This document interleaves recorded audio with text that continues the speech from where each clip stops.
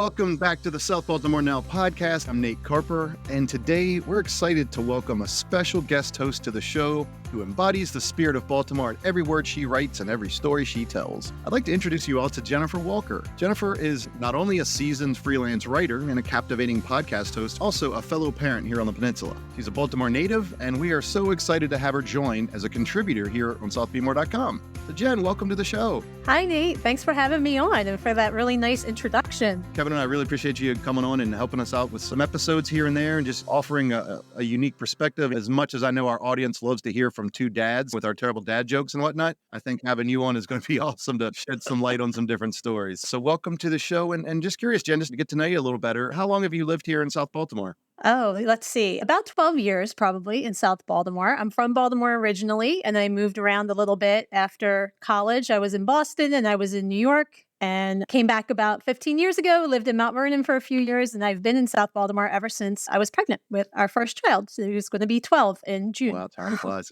Sure does. Awesome. So you've been around and you came back home. I love it. And settled back here in South Baltimore. So I'm curious, what do you and your family like to do around here? What's some fun stuff you like to do and take advantage of some of the wonderful peninsula life that we have here? Oh, yeah. When my kids were young, we definitely took advantage of all of the museums, like multiple times a week. The aquarium, the science center, the Port Discovery. We did all of it. We were at the zoo yesterday. So definitely all of the educational things for kids. Now, as they're getting older, I feel like doing more park things, like going down to Latrobe and hanging out at Banner Field. And we're playing basketball and soccer and being on playgrounds and things like that. Yeah, and we like the restaurants. We do more carry out than eat in, but we like to support the local places. There are so many new places that I haven't tried and don't even know about. Yeah, you're always discovering new things, and that's why we here at southbaltimore.com try to make sure we get the word out on all those new places. And Jen, I mentioned in your intro that you are a freelance writer and also a podcast host yourself. And I'm curious if you'd like to talk a little bit about your business and your podcast. Sure. So I'm more of a content writer. I write for businesses, universities, associations. I write about PAs a lot, physician assistants or physician associates, and not so much about the science of what they're doing, but just about them as people. And I write for universities. And let's see, my podcast was about highlighting small business owners. It was called We Built This Life. It's still out there. You can still listen, but I officially ended it this year when I hit 35 episodes. But the whole point of it was just to bring attention to small business owners and what they're doing. I really feel like if you can hear the person talk about their work and hear the passion behind what they're saying, it makes you want to support them more. So I wanted to give them that visibility. And I started out interviewing people that I knew about online, people I followed on Instagram or whatever.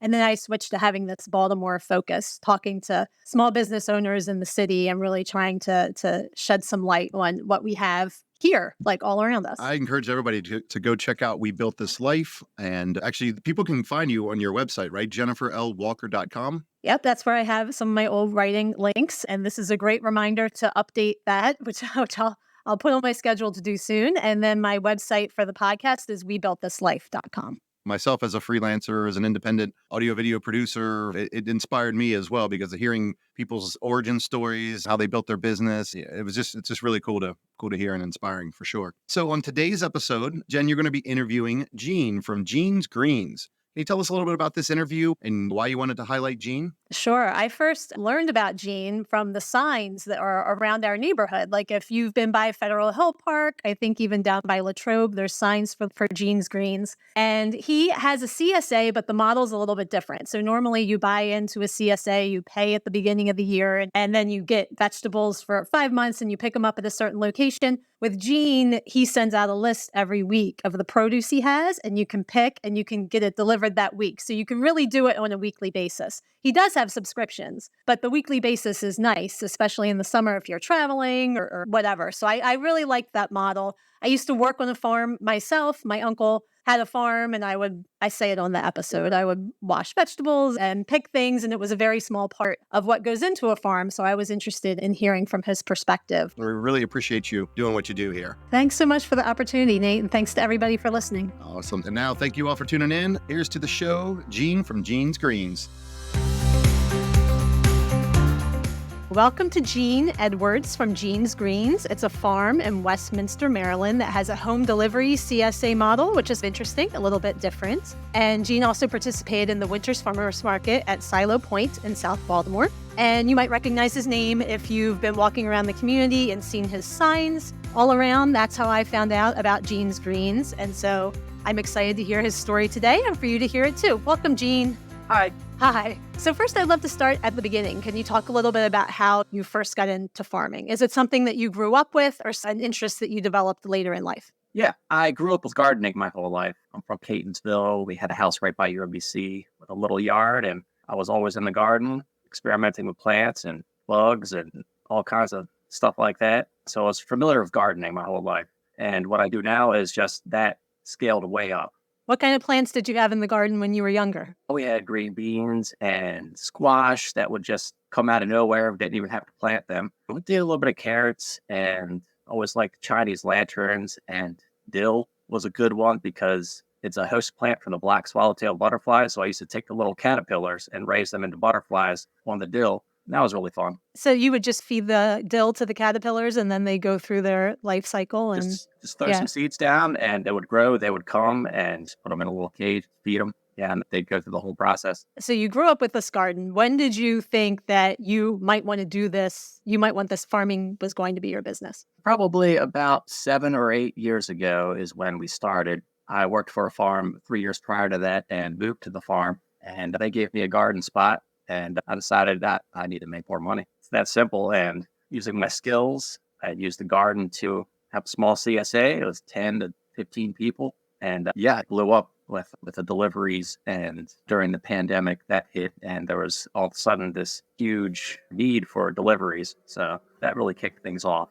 Yeah. So when you started, where you were on a much smaller scale, I guess, just a few vegetables or plants, and then what'd you start with? Very small. Just everything, pretty much. Carrots and beets and beans. They had all of your greens and squash, cucumbers. How'd you get your first customers, your first CSA customers? First CSA customers were my friends. I wondered, yeah. And then what they told people, was it word of mouth, or did you have to do a lot of advertising and marketing? No marketing whatsoever. We had a flyer that was passed out to see what would happen. And up until recently, it was all word of mouth until maybe 2 years ago. Yeah, when we moved to the new spot here in Westminster, it really had to get some marketing going. Why is that? Is it a bigger space in Westminster? It is, well, the first garden was on another farm, and I worked for that farm and did the garden, and it was just time to move on and do my own thing. And so now out here in Westminster, we have our own farm. Can you take us through a little bit what the farm looks like? How big is it? And what you have a lot. You have seeds that you're giving out to people and flowers. And, Oh, yeah. So what are you doing today? What am I doing today? That's a lot of seedling work today. Yeah, I sprout the seeds inside where it's warm. And all these little seedlings need to go into individual little holes in seedling flats. I've been doing that for months. Yeah, that's a lot of work. So what is a typical day like? Because I used to work on a farm as a kid, just picking vegetables and washing them. That's it. A very small part of the process. And it was tiring. It was really tiring. So take us through whatever makes sense. What does a typical week look like for you? What does a year look like for you? Every day, there's no schedule. The schedule is what the weather is pretty much, except for the deliveries. Every day is different. Week by week, we have planting, we have staking up plants, we have harvesting. And I have to do the marketing and setting out the list of produce options and taking people's orders and delivering. Is it just you? It's mostly just me. I had somebody making some deliveries, thankfully, because it's been growing this spring a lot. I have some help with the seedlings so far and some things around the farm, but it's pretty much just me. What is on your farm today? Take us through some of the things you're growing today. We're big on flowers now. I planted a bunch of annuals. They're called hardy annuals. They can survive the winter covered up with frost netting. But I planted those in October and September, and now they're ready to bloom. So we have a bunch of flowers, daffodils, tulips. But as far as veggies go, we have carrots coming, all the greens, kale, Swiss chard, Chinese cabbage, kohlrabi, all leafy greens. And I'll be planting turnips, beets, and potatoes, hopefully this weekend. They were fall crops mainly, right? Do they start to come in the colder months, or do you get them sooner? About the beginning of summer. It all depends. All the green stuff it'll be ready in a month. Yeah. And I feel like flowers as part of a CSA is a big thing now. Do you find that your customers really like that people are ordering a lot of flowers every week? Yeah, people love the flowers. I wish they loved them more, but there's flowers. There's flowers everywhere. So I want to get big into flowers because honestly, at this point, growing veggies is boring. It's only 5 different species of plant, and flowers, I have 100 different species of plant. And that's really what I'm interested in. So what's boring about it's the same thing as far as planting and like taking care of it. There's only 5 different things that you're doing. It's 5 different species. It's like the brassica species is broccoli, cauliflower, kale, all the leafy stuff, Brussels sprouts. That's all one thing. And so you have the cucurbit species, which is the squash, cucumbers, pumpkins, all that. That's all one thing, pretty much. Crops, tomatoes, peppers, eggplant, all the same thing. Your alliums, your onions, not much else, beans, corn. It's only a few different things. Flowers is a lot to learn. It's a whole lot. It's deep. Everything's different, and there's hundreds of different kinds. And we're doing a lot of wildflowers this year too, which is helpful to the environment. Actually, today we're transferring little milkweed sprouts into larger flats, and we give away free milkweed to all of our CSA members. Oh, that's great. How do you use milkweed? Milkweed is the host plant for the monarch butterfly, and those numbers are dwindling drastically. So they need any help they can get. So you plant the milkweed, they lay the eggs, caterpillars, make more monarchs. And part of the reason they're on the decline is because of practices and houses being built, and they're just losing all their habitat. So I'm trying to increase their habitat. So there's an environmental kind of spin to it. Yes. Got it. Okay. All right. Great. So I know you deliver to South Baltimore. Are you delivering in other areas, or are you focused in the South Baltimore area? South Baltimore's like a third of my business. I'm in Westminster, so I have a few deliveries here in Westminster, and then I head down 795 corridor, Reisterstown, Owings Mills, and end up in Towson. And then I make my way down the middle of the city, Remington, Hamden, going through Mount Vernon, and then make my way to South Baltimore. Another third is probably Catonsville and Arbutus, which is right there. I'm from Catonsville, so that's where it kind of started out. One in Columbia, and then we go up 32, Sykesville, make my way back up to Westminster, back to the farm. So tell us how the home delivery model works. Like I know you send out some information, I think on a Tuesday, where people can choose some items, and then the deliveries come later in the week. Yes. So I send out a list of options every Tuesday morning, and it's through email. So just email me back with your choices, and I gather all the stuff. Right now, it's mostly from different farms. I go to distributor for some things. I have some storage, but it's pretty much depleted at this point. I gather everything, pack everything up, and deliver Wednesday or Thursday. So how many customers do you have these days? This week, we had 89 deliveries. And some people order every week, and some people are regulars.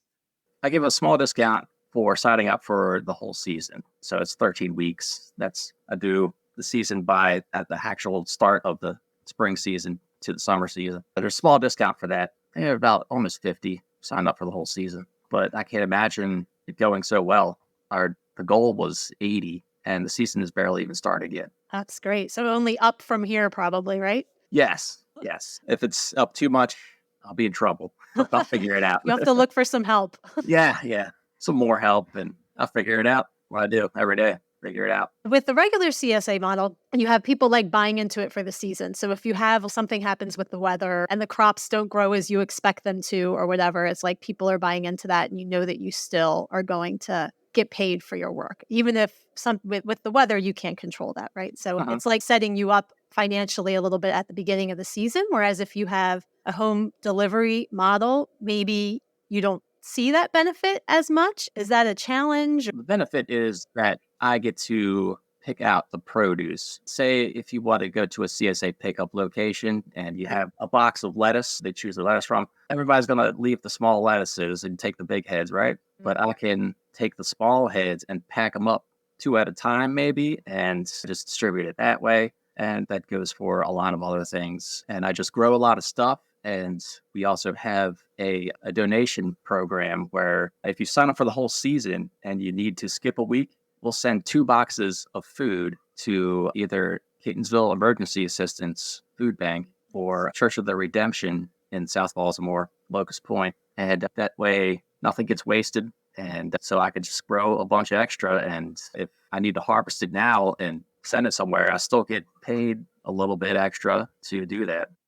That's a good point. That's a good point too about you get to control a little bit which vegetable, make sure all the vegetables are getting used and going out. Whereas maybe with the other model, you lose some of that control. I hadn't thought about that. The farmer's market in Silo Point, that was a winter farmer's market. Do you have a market in the South Baltimore area for the spring, summer season? Yes, I move outside of Silo Point, right on East Clement Street. It's right behind Eat, the place with egg rolls. I haven't been there yet, but I've heard good things. I've heard good things. Me neither, but it smells good. That's right behind there. It's a shady spot with trees and in the middle of the neighborhood there where Silo Point is. So that's every other weekend. Are you the only person there? I haven't been down to that market. Yes, Okay. I'm the only person there. Pretty much bring a little bit of everything. It's not huge, but it's very convenient, especially for people in the neighborhood. There's no lines. I hardly ever run out of anything. And I have pretty much a piece of everything. All produce, flowers, jar goods. How did you decide to set up your market in South Baltimore? I actually had a friend that lived in Silo Point, and she got together with the events coordinator there and decided, hey,